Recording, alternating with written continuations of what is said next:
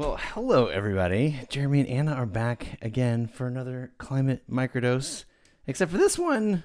This one's a little special. What day is today, Anna? Happy Earth Day! Yes. Happy Earth Day, That sounds like everybody. happy birthday, but it's even better because it's It the does. Earth's It does Day. sound like birthday. A birthday for the Earth Day. Birthday for the Earth, Yeah, but we birthday don't for the really Earth. know when the Earth started, so this is kind of the Earth's gotcha day. Right. Well, I mean, many people argue every day should be Earth Day, which I agree it should be. But I um, but agree but we too. I have think there today. We're going to carpe diem this podcast is what we're going to do. we're here, and I think it's important to, our podcast is always about the climate, our talk show, our podcast, wherever you get your climate microdose, LinkedIn. Right. Um, we're always talking about climate and the planet and the ocean specifically. So many different beautiful happenings on this orb that is orbiting around the sun. Mm. But today, it's just important to take a moment, take a breath, just remember that this is a crazy experience that we're having and that we're live on planet Earth. And it's just so important to take care of the And planet that we're living alive. on and look around and just be thankful for what we have here on our planet. That's very thoughtful. I like how thoughtful you are on that. I think that I didn't quite think about it that deeply, but you're right. I'm glad to be live on planet Earth and alive, and then also taking breaths that mostly come from the ocean, which is nice. Which is Mostly do come from our the nice little ocean. background of ocean waves behind us, which is nice. Exactly, exactly. Always a nice Jeremy, you reminder. had a whirlwind of a couple of weeks since we last did Climate Microdose. And Yeah. sorry to the fans, I know it's been a while, but we've missed you. Yes. Um, we've been busy saving the Earth. That's why we haven't. That's why we haven't come to you. But yeah, real quick, just let us know what you've been up to and all of the beautiful creatures and spaces that you've been able to save since we last saw you. Yeah. So, yeah, there's been a lot going on. My company, OCN.ai, we've been actively working in the British Virgin Islands to really, it's one of those kinds of things. I was down there so often, by working, my dear friend Susie Mai and I, we created something called Ultramarine, and so we're always hosting events down there, and then I remember something was once told to me. I guess it was my dad. I can't remember. It might have been my mom. But I wanted to, mow everybody's lawns when I was a kid for a fee, and they were like, "Well, when you figure out how to do your own backyard, you can do everybody else's," which is like kind of like, sure, do what you got to do, but can you mow this one first? I kind of looked at like if as we're looking at global problems with the ocean, it's like we're in the BVI. It's such a really great place, and we've been talking with the government there for a very long time about, hey, could we work together, like come up with ways where we could, really accelerate science and just some strategies to be able to test what we call a nature-based economy. That's an economy that is monetized by the protection of the ecosystem, and they were like, we love this idea. So we've been working on that. So we're going back down there on the 19th to deploy some new equipment and to potentially sign some documents that will put us in the testing phase of this nature-based economy. So we did that in the BVI, which is really super cool. And then from there, the economists. I went to Lisbon to the Economist Ocean Summit. We were about 1,500 people or so were there. These were all walks of life, really, from all around the world, but they were focused on, you know, this would be the economy side of ocean stuff, right? This is like the stuff that, oh, should we mine the deep sea for money? Should we subsidize fishing? There's a lot of that. Then there's also the conservation angle where, how do the blue carbon markets play a role in, sustaining, the ecosystem, and will they, or how do we prevent them from going into the next, drama like we saw with the terrestrial carbon credits with like, the likes of Vera and Gold Standard. I'm not talking bad about anybody, by the way. This is all stuff you can find out on The Guardian.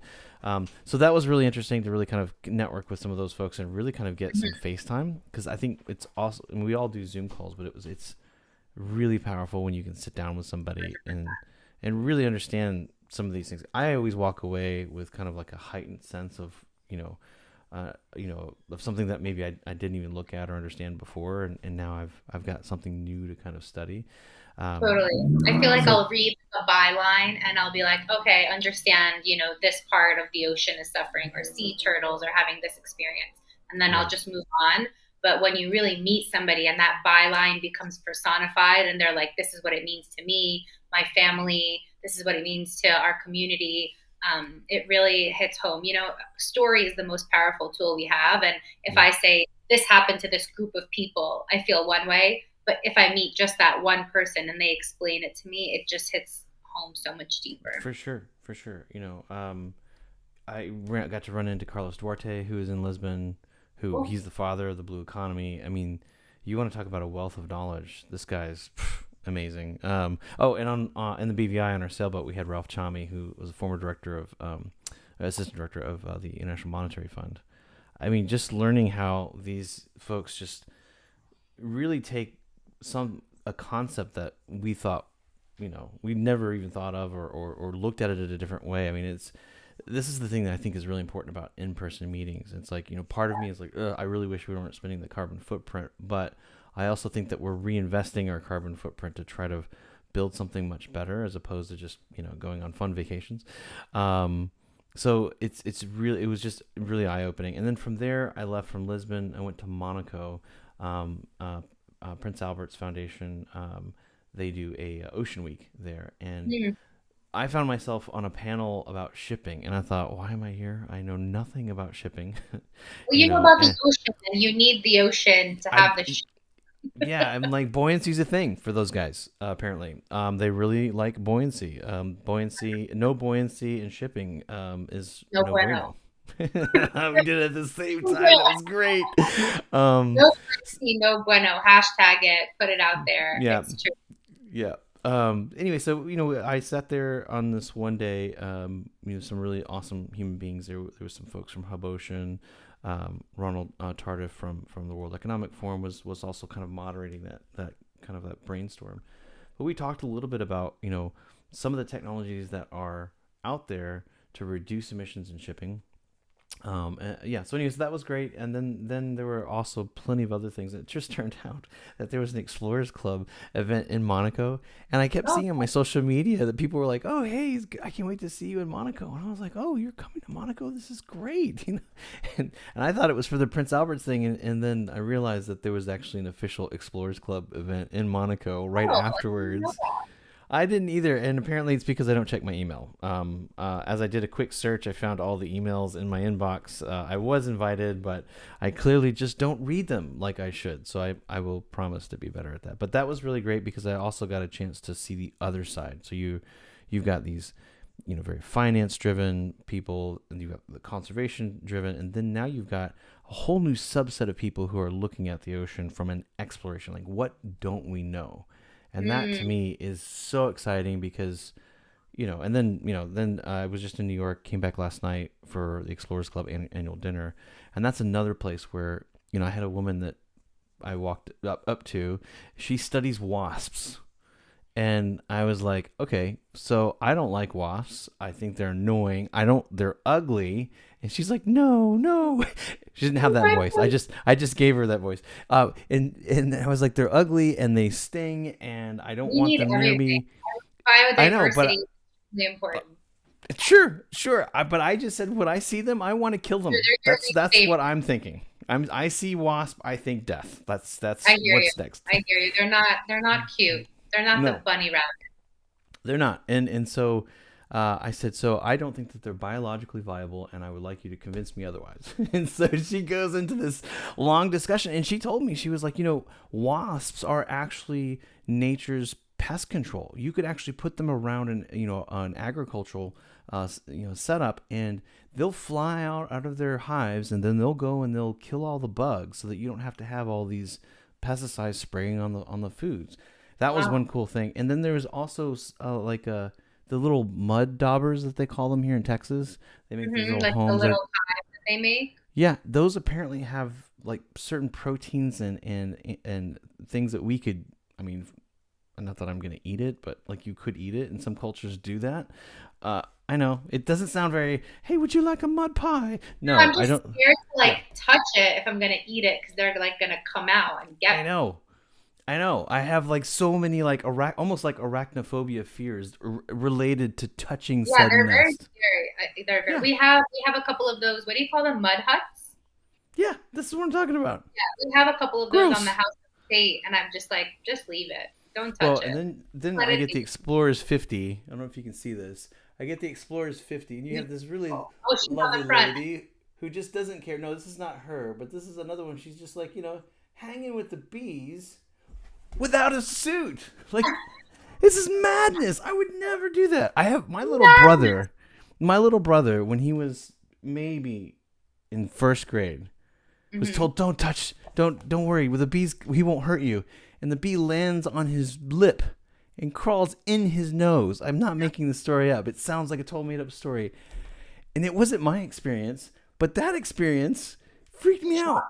Yes, exactly. So I didn't. Anyway, all that to say is that once she really explained to me how valuable wasps are, I was like, dude, we got to save the wasps. Like, I completely did a 180-degree on her. And that's what the Explorers Club is. You will meet somebody at one of these events, and they're going to be like, well, I study human fecal matter. And you're going to be like, ew. And then they're going to tell you, like, why it's so amazing. It is important. you know? Yeah. And then you're like, well, I mean, especially if you're regular. But then and then you're like, wow, this is so amazing. There's just so many cool things that you learn that you would never have a conversation with if you were, sitting next to some random person on the subway. And you never know what is going to make a huge impact. Like there might be a protein, to your point, in a wasp's like Yeah, saliva right. that can take methane out of the atmosphere. You just never know what is going to be that kind of solution, nature-based solution to Right. some of the problems that we have. So that's why, that's not the only reason why, but that's a big piece of why every single living being on this planet is worth saving and studying so that Of we can course. really see, what they're about. Somebody said something to me that really blew me away, and I'll just share real quick. I never thought about it this way. He was like, in 1820, they had a meeting about the future of New York City, what is going to Okay. happen in 100 years, what's going to happen in 50 years. And the conclusion of, and it was like the most important people of that time, Carnegie, all of these people. And they Right. were like, well, we've concluded that within 20 years, New York City is no longer going to be viable as a major metropolis. And I was like, really? That was the conclusion? Because you were just here. We're still kicking over here on the on the East Coast. And the reason was because there would be too much horse manure to, for the island to sustain. So just point being, like, technological solutions are changing all of the time. And the ideas that we have that are limited in our scope of understanding of what's possible now, that could be blown away with just a little bit of spit from a wasp. I So you mean, just never know what's possible and what's going to change. Like what we take for granted as normal and forever, maybe our kids will laugh at. Like the floppy disk is a good example of that. yeah. Yeah, right. Well, exactly. Well, I mean, there's a lot of things that, I was telling you earlier, about some of the things I had been learning. I'm always amazed when I talk to Dr. James Porter. For those of you who don't know, Dr. James Porter is a University of Georgia coral reef expert by many people around the world. They'll all tell you that he's the top dog. He's the expert. And I was just on a call literally about an hour ago. One of the things that he was talking about is that the rising sea temperatures that are happening, they're actually moving coral reefs north. And Oh, it's really interesting because uh, these corals are no longer being, they're not able to sustain life, in areas around Florida because they're literally getting wiped away. He's actually about 2 weeks or so. He's gone on an NSF funded expedition, and they're going to do an analysis. They also, are thinking that this will be because of these temperatures are actually unprecedented temperatures. Uh, they will produce enormous Category 5 hurricanes, which is very alarming. But he was telling me that with if we remain on this trajectory, around 2100, which seems like a really long time from now, but I mean maybe not to our children or our grandchildren, but Savannah, Georgia, is completely gone. It's completely underwater, and it feels like there's some things that we can do, but there's some things that it's frustrating because it seems like we're just running away, right? It's like we're just getting out of touch, and so I really hope that conversations like this one, the one that we're having, and then many others, like about these gatherings and figuring out what people are experts in doing. How do we plug people in the right places to make sure that that doesn't become a reality? I think that's the thing I always walk away. Possible. Yeah. That's the main thing. But so I've heard that coral reef is having a bit of a tough moment. Do you have anything to share on that? Yeah, so we'll find out some more when Jim comes back from his expedition, but it's not looking good. So in 2022, I was really lucky enough to go with Dr. Jim Porter. I also went in 23, but in 22 that was my first scientific dive, which is great because I've been a diver since '97, and I never have been on a scientific dive. This is quite proper. That's when you do it in a lab coat. Yes, we did. We did it in a lab coat. We had sharks with lasers, but it was really cool, and I learned a lot about how they're mapping the corals and the kinds of things that they're looking for. At that time, he had done a little mini presentation, kind of a briefing before we get out there, and he had showed all of the factors that line up that kill corals, and only 18% was related to heat in the water. That was, because we always think, oh, it's warming temperatures, it's destroying the reef. Most of it came from a bunch of other different sources, but one of the largest was pollution, and that pollution came in very different forms. But one particular that was coming from human poop. This is the second reference to poop that I brought up in this conversation today. Well, which I'm a boy, so this is what we do. But Serratia marcescens and human fecal coliform 183 is what we found on the reef, and these were reefs that were, by the way, 7 kilometers away from land. It wasn't like it was right next to it, and so it was creating white pox on elkhorn corals. Well, now he's saying that 18% is no longer accurate. We don't know what the number is yet because he's yet to go on his expedition, but he fears, based off of the previous work from other scientists that are actively working within the region, that number is going to be significantly predominant against all the other factors.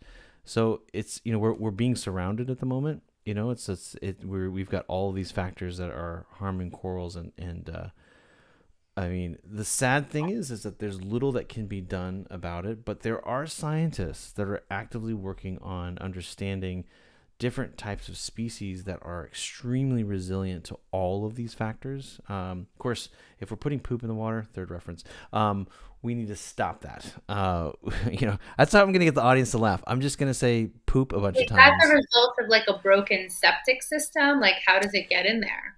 Great question. So I asked the same question. I'm like, well, did you not pay the bill? Is that what happened? Is you just overflowing? What happens is that these areas, these islands, are generally limestone based. And so what they would do is they would have these containment facilities where they would pull in kind of like a septic tank, and it would be inside of this limestone base. Well, they have something that was called tidal pumping, which I think was a misnamed opportunity. I told Jim, you should have called it tidal flushing, but I mean, come on. I wasn't on the team then, so I didn't get a vote otherwise. But it's called tidal pumping. So what happens in the bay, based off of, you get a bunch of water that's kind of on the other side of the island. And so if you know anything about the Keys, it's kind of like a little mini barrier. So as the tide comes in and out, it goes underneath the island and pushes all of that stuff from inside the limestone, which has little tiny holes, and pushes it out to the ocean. We're still talking about the ocean and not anything else. And so it was really interesting. It was really interesting because I'm looking at all of this and thinking, that seems like a simple problem. And that's when Jim informed me that this wasn't the first time that they had this problem. They had this problem in Key West back in the 90s. They had an enormous amount of political influence around this. They fixed those problems, and the Serratia marcescens, the HFC, all the other pathogens cease to infiltrate the coral reef systems, and as a result, they saw elkhorn corals grow in abundance, just like they were They previously. regrow so quickly. That's the Yep. beautiful thing about corals, is if you give them the right environment. And we've talked about this on the show before when we had, our friend and artist on who's making those coral installations all around. Um, just give them a chance. Just give them a Yeah. chance. That's all they want. Corals are down there going like, "Hey, it's hot down here. Give us a chance." That's all you Just can. give us Just a do it. Do chance. something. Put on the Stop AC shitting for on us, crying out literally. loud. You're killing me over here. Yeah, that's them. Yeah. Just stop shitting on me. That's all they want. I'm giving them cartoon voices now. That's what we've deduced the show down to. But for sure, we just need to give them a chance to regenerate and Yeah. do their thing. That's the thing, is like nature is not asking us to solve its problems. It's Right. just asking us to keep our shit from just I getting mean, it. we're speaking literally here. Yeah. Yeah. They're just like, get your stuff together. Like, get it together, and then we're all going to be fine. Like, this I is feel like not. there needs to be a tally here of the No, number of poof that's what references. happens I today. kicked it off. What being live is all about. But Right. it's so true. It's like our side of the street where nature is clean. We're fine. You are the one that has the problem. So just Right. contain it. Right. Right. That's what we're trying to do. Just trying to contain the poop. So anyway, so no, I think that there's a lot of really good movement, and I think for the first time, in a very long time, we're seeing a real drive for things. I think the other thing that I think we are missing, though, which I think is probably really important, is that I think ever since COP21, we really focused on 1.5 degrees, and actually, Jim reminded me in our call that 1.5 actually came from the scientific community, specifically around coral reefs. And what's interesting is that they weren't even talking really hardly about the oceans at COP21 in Paris when I was there. Even our dear friend Sylvia Earle said, "Why aren't they talking about the oceans?" It's like, but the coral reef scientists were the ones that communicated to John Kerry and said, if we go over 1.5 degrees, this is the point in which corals will not survive. Yeah, But that's we've a good surpassed that. We've crossed over that, and so That's that's why it's important. really why we're seeing what we're seeing now, which I think is it's a tragedy. So until we hear what comes back on some of these expeditions, we're not going to know what is the next path to action. But I have a lot of hope and faith in folks like James Porter, because he's an individual that will go out and look at this stuff and not just report it and say, hey, this is what we found, but he'll think about how do we mitigate some of these threats. And I touched on it a little bit, but there are scientists that are actually looking at trying to build resilient corals, and it's a weird kind of a Frankenstein kind of scenario, because normally we probably wouldn't think about it. We wouldn't think about kind of a Monsanto version of I hate to use that word, of a coral reef. But some scientists are actually now thinking about this, because that could be the key to at least holding tight while we can, because you don't want the entire system to collapse. Yeah, introducing one that can survive the elements and can survive the heat, and then maybe transferring some of those genes onto its neighbors and friends and family. Right. But But I think this is definitely not a Monsanto like situation, right? Because no, I mean, but I know, but I know in the comments someone's gonna say something like, "Oh, you're talking about genetic modified," Well, it's not the same thing at all. And I think what we've done is, we've damaged the planet, and in order to start to kind of undo, we have to have these kind of systems in place. And obviously it sounds scarier than it is, but it is something that is a viable solution to kind of get us, back into some form of order. that's so great to hear. I feel like I just want to end on that.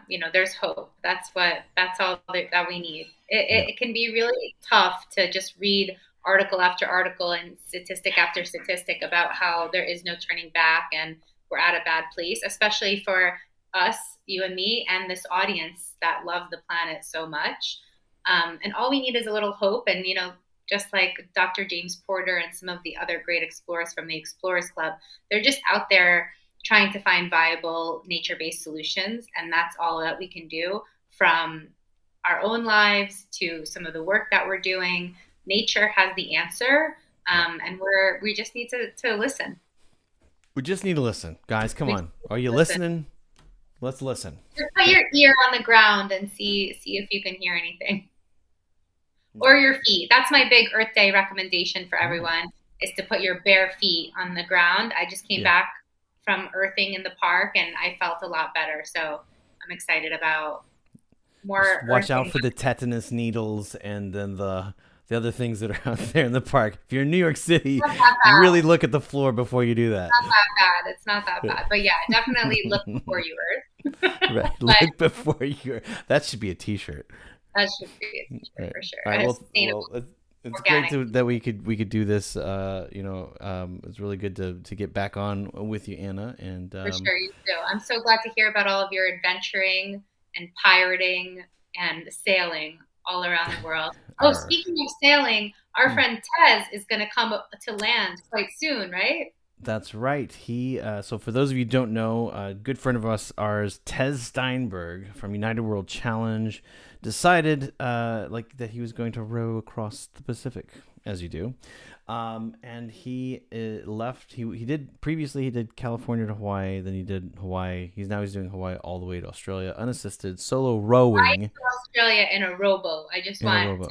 highlight that. One tiny rowboat, not like a cruise, not anything fancy, like just one of these. Is that how it looks when he's doing it? Is that I feel like that's what the videos look like. I don't know. I always think of that song. Was that I sailed in a little rowboat to find you, but you said you had to get your laundry clean. Every time I talk about Tez, I always think about that. But But he's almost at shore, right? he's almost at shore. He's due to land in Queensland. So yeah, we're really excited and hopeful for his safe So return to he's been on land. the sea for how long now? Well, he left in December, so it's been quite a bit. Wow. Yeah. Yeah. So exciting stuff. But yeah, Tez, keep going. We're excited for you. A hero And for everyone. And happy Earth Day. yeah, that's Earth Day, Go guys. Happy Earth Day. hug a tree. All right. Yeah. Go hug a tree. All right. Stop watching this and using all this electricity. Go hug a tree. Until next time, this has been Climate Microdose. Have a good day, guys. Happy Earth Day. Happy Earth Day.